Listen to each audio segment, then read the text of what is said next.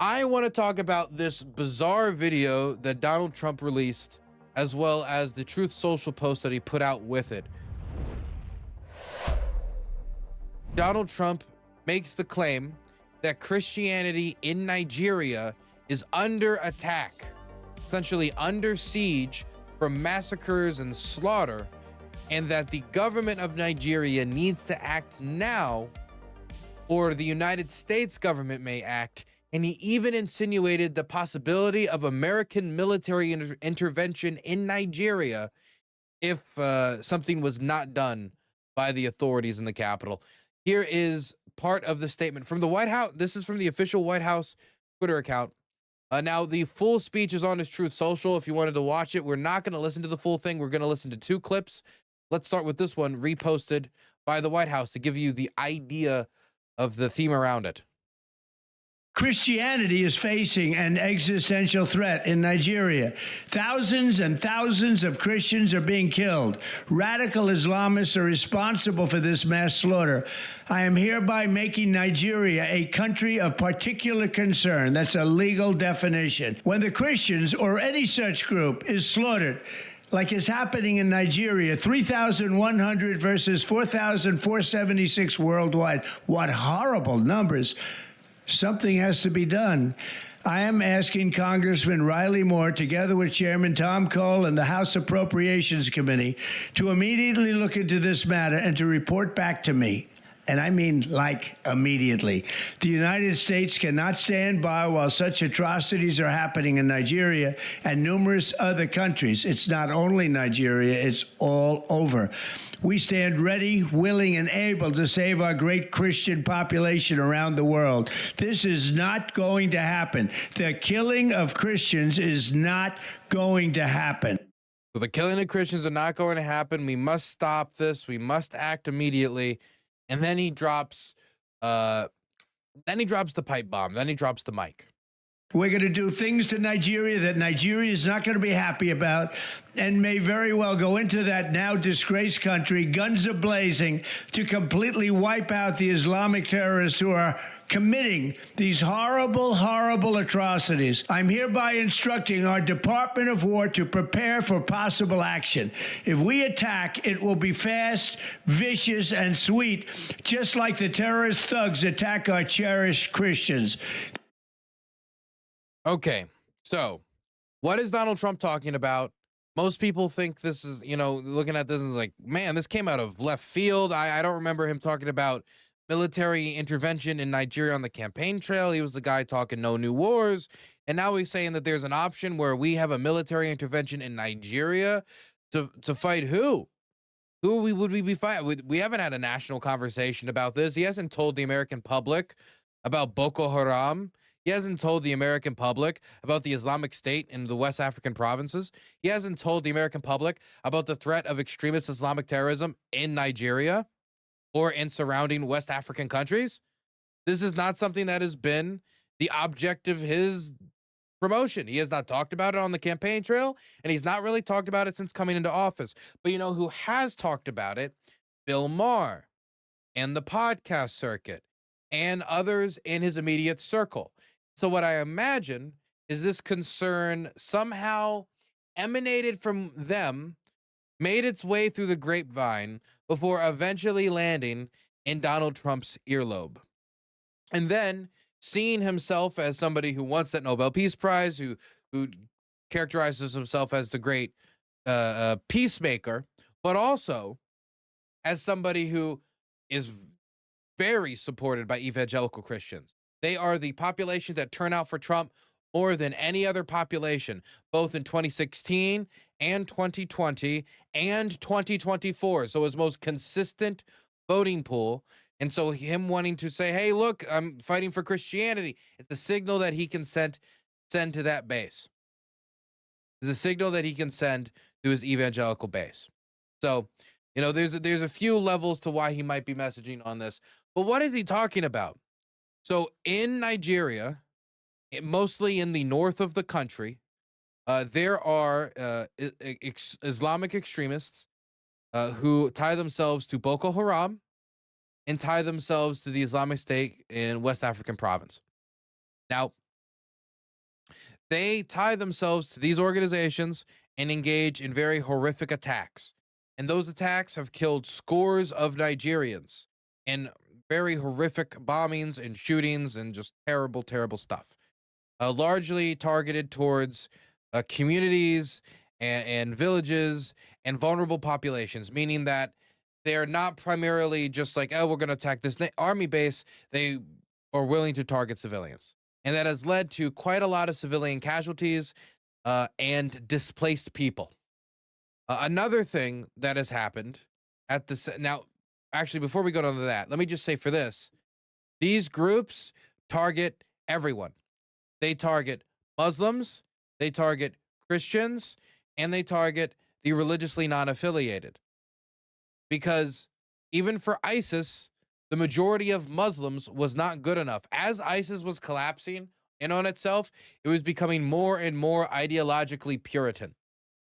And like to the point where there were some like scholars from within it saying, unless you're actively within the borders of ISIS, fighting for ISIS, you can't be a Muslim, just going like crazy out there. And these extremists tend to believe that those who are not following Islam their way, with their stringency, or supporting the causes that they support, not even following it in the way that they follow it, then you can't be a Muslim. You're just as bad as the rest of them, and they will attack you. Not to mention the fact that when you're a terror group, a lot of times it's the body count and the amount of destruction that you can cause that's going to be able to bring you more attention, therefore more resources, and therefore possibly more recruits. That doesn't always work out that way, but for ISIS, it worked out that way. And so in their attacks, they have targeted large gatherings of humans. They have targeted Christians, but they've also targeted just the general population. They've targeted Muslims. They've targeted all sorts of people. They seem to be targeting the population that is largely not in support of a Islamic caliphate in Nigeria. See, Nigeria is largely 50-50 Muslim Christian, with the Christians largely being in the country's south and the Muslims largely being in the country's north. And the majority of these attacks have been in the country's north. Then the victims of these attacks have been people who are from the country's north. That's not to say that there are no Christians in the country's north. That's not to say that none of the attacks have happened in the country's south, and that none of the attacks have focused on have hit communities that are Christian in the north. But that is to say that's where most of the Muslims are, and so that therefore a lot of the victims are Muslim. But when you listen to Donald Trump talk about the victims, when you listen to Donald Trump talk about this, he's talking about it as if Christians as a group are the ones being crusaded against. They're being persecuted. They're being persecuted the most in Nigeria, and we must use, if necessary, violent action to come save them. Now, if Donald Trump wants to work with the Nigerian government to go after Boko Haram, I'm not going to come out here and say that's a terrible idea. Now, I think Donald Trump's record of saying go after the women and children to fight terrorism makes it so that he's a partner that you need to keep your eye on if you're going to accept his support. But I am saying that there are worse causes in the world than a fight against Boko Haram or the Islamic State. So my problem isn't that. My problem would be, number one, trying to achieve that without the cooperation of Nigerian authorities, which would mean what? An uncoordinated air campaign, which comes with a lot of risk to civilians, but also cripples the likelihood of success, as you're going to need ground forces to stabilize the situation on the ground. And it is the Nigerian government that is the one that can provide those ground forces, and it is the Nigerian government that could provide any access to the country to deploy other ground forces, whether it be a UN mission, American mission, or whatever Trump envisions. But currently, there is no mass campaign targeted specifically at Christians. It seems to be at the Nigerian population that is not in support of a Boko Haram led government, or the collapse of the Nigerian government and the replacement of a caliphate. And so that has tied up tons and tons of people outside of Christians. But he only seems to focus on the Christian. And so I think that this is aesthetically, politically pleasing to him and his base. And so it's him signaling that he will fight for Christianity around the world, him essentially trying to paint himself as a crusader, a global crusader for Christians, a defender of Christians on the global stage. But there's no mention of the Muslims in the north where the Muslims are concentrated, where the majority of these attacks are happening, and their suffering and their death. He seems to be very willing to just make this, well, very tribalized. And look, there is violence between Muslims and Christians in Nigeria, but that violence is largely concentrated in conflicts over herding and the cattle ranchers, where Muslims are largely cattle ranchers, and the farmers, the Christians, are largely farmers, and disputes between these people and property and grazing land like that. A lot of the disputes between tribes and groups come from that. So that's not, hey, we're here to persecute the Christians because the Christians are trying to worship Jesus. That's, I believe we should have that land. Our cattle should be grazing it. And these are the type of disputes that you would expect to see. But is having religion overlaced with tribal politics, the tribal politics, which is typical for this region of the world. So the way that he is dumbing down the situation to both hide the violence and the sufferers of violence from a religious group that is not politically convenient, but to also make it seem like it is more targeted specifically at Christians than it is, this is deceptive. I think this is deceptive, and it misinforms the public. But it is dangerous when the public knows so little about what's going on there, because there's been no national conversation. There's been no widespread news coverage of it in the United States. And if you do know about it, you're either a Nigerian, a person from West Africa, or somebody is extremely worldly and you travel, so you've been to Nigeria, or an expert. Those are the only four groups that know. I guess that makes me part of the expert group, but the bar here is very low, I guess, for expertise in world affairs. I haven't embedded in Nigeria, but I at least know the name Boko Haram, very infamous. And what he says about the amount of violence Boko Haram does, the amount of deaths for terrorism in Nigeria, those aren't lies.